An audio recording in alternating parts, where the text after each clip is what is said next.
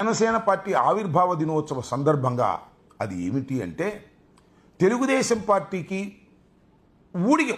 ఊడిగం చేయటం కోసం మాత్రమే, తెలుగుదేశం పార్టీని అధికారంలోకి తీసుకురావడం కోసం మాత్రమే ఈ పార్టీ ఆవిర్భవించింది జనసేన అనేది నా ఆరోపణ. ఇది నిజమో కాదో ఆలోచించండి. ఎందుకంటే చాలామంది ముఖ్యంగా కాపులు లేదా తెలుగుదేశం పార్టీ అంటే వైఎస్ఆర్ కాంగ్రెస్ పార్టీ అంటే పడని వాళ్ళు, పవన్ కళ్యాణ్ గారు అంటే సినిమా అభిమానులు, వారందరూ కోరుకుంటుంది ఏంటంటే పవన్ కళ్యాణ్ గారు ముఖ్యమంత్రి కావాలి అనేది కోరుకుంటున్నారు. అది సహజమైనటువంటి అంశమే. ముఖ్యంగా కాపులు చాలా బలంగా కోరుకుంటున్నారు.